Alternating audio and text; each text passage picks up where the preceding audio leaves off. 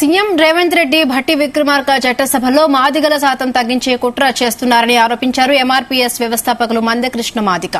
కేసీఆర్ దొరల పాలన చేస్తే రేవంత్ రెడ్డి పట్వారీ పాలన చేస్తున్నారని మండిపడ్డారు. నియామకాలు పారదర్శకత కంటే కులతత్వానికే పెద్దపీట వేస్తున్నారని ఆరోపించారు. కాంగ్రెస్ ప్రభుత్వంలో సామాజిక సమతుల్యత దెబ్బతింటుందన్నారు.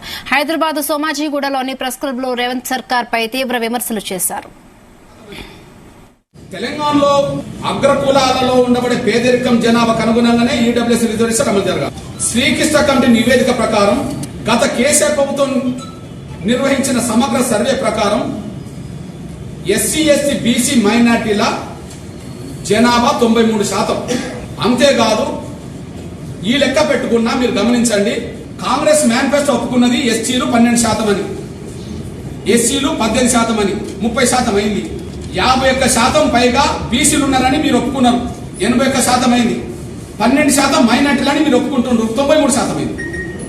మరి ఎస్సీ ఎస్టీ బీసీ మైనార్టీల జనాభా 93% ఉన్నప్పుడు వాళ్ళు 93% రిజర్వేషన్ అమలు చేస్తలేవు. కానీ 7% తెలంగాణలో అగ్రకులాలు ఉంటే అందులో కూడా వాళ్ళ పేదరికం బట్టి చూసుకుంటే ఆ 7%లో వాళ్ళ పేదరికం బట్టి లెక్కలు తీసుకుంటే 2% 3% వాళ్ళకి రిజర్వేషన్ ఇవ్వాలి.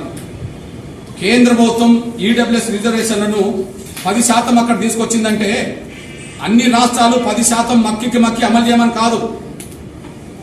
మీ రాష్ట్రంలో ఉండబడే జనాభాను దృష్టి పెట్టుకొని రిజర్వేషన్లు అమలు చేసుకోమని చెప్పి అందులో ఉన్నది.